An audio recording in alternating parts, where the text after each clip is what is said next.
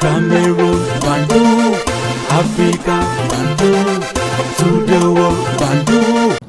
Your Bamenda man, your Ekuna man, your Ngi man, your Bakuri man, and proudly so, your anglophone brother.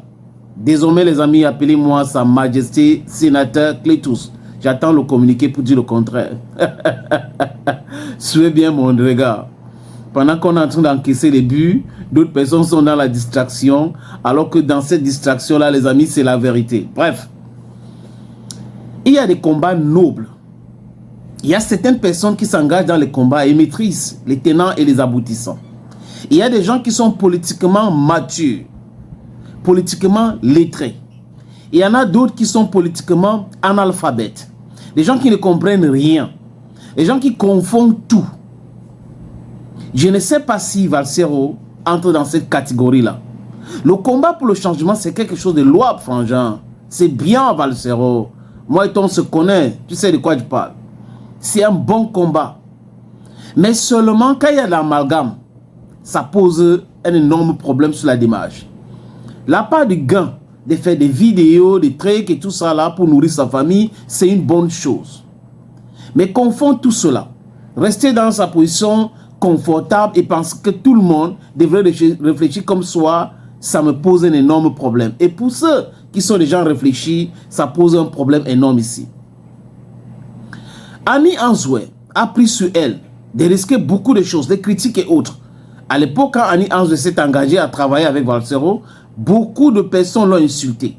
Ceux qui n'aiment pas Valsero, ceux qui n'aiment pas le combat de Valsero, ceux qui ne soutiennent pas le parti que Valsero soutient.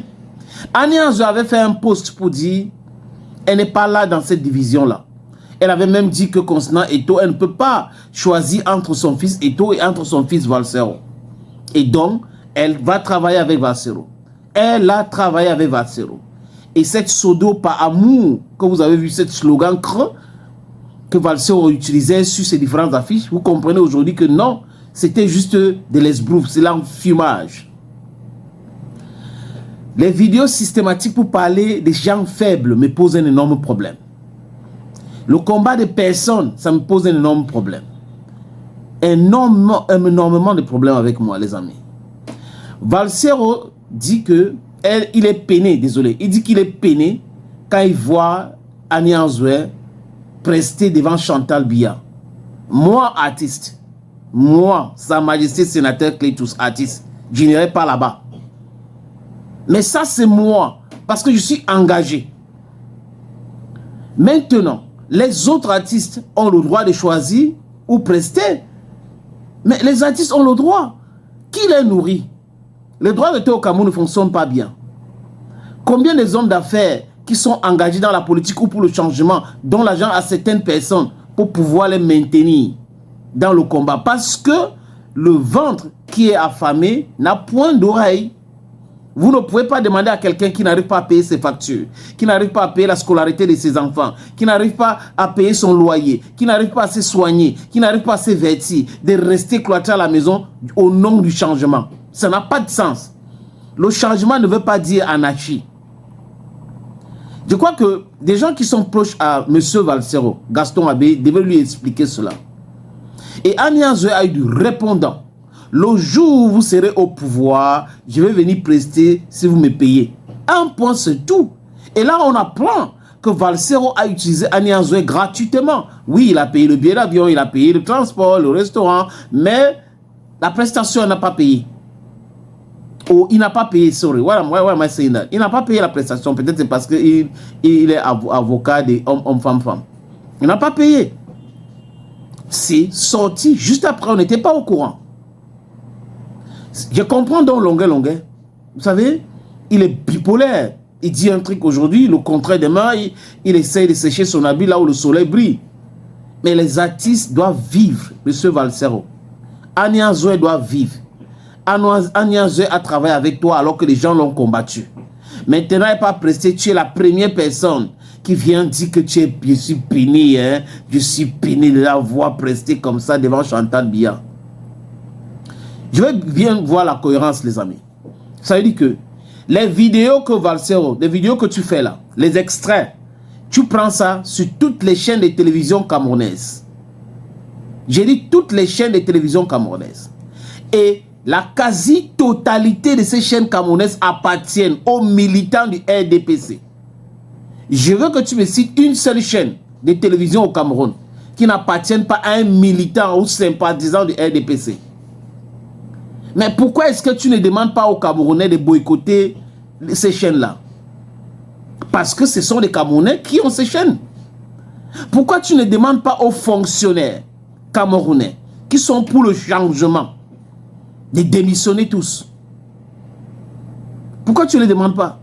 Mais ce n'est pas à toi de dicter ou de noter ce qui est bien, ce qui est mauvais. Non, cette attitude-là est dépassée. Nous sommes en 2024. Chacun sait ce qu'il fait. Chacun maîtrise le sujet. Maintenant, d'autres personnes peuvent être naïves. On les accompagne avec les arguments et non les attaques. Parce que cette manière d'attaquer les plus faibles tout le temps, ça me dépasse. C'est les artistes, c'est les comédiens, c'est les TikTokers, c'est les YouTubers, c'est les influenceurs. Trop facile. Jamais je n'ai vu une campagne massive pour boycotter les hommes d'affaires. Parce que la quasi-totalité de ces grands hommes d'affaires milliardaires camerounais soutiennent le parti au pouvoir, le RDPC. Et ils vendent des produits. Les Camerounais consomment ce produit. Les Camerounais du RDPC, les Camerounais de l'opposition consomment ce produit-là. Même les militants du parti ou des partis d'opposition ou ceux qui sont pour le changement, qui sont dans les affaires, vendent leurs marchandises partout.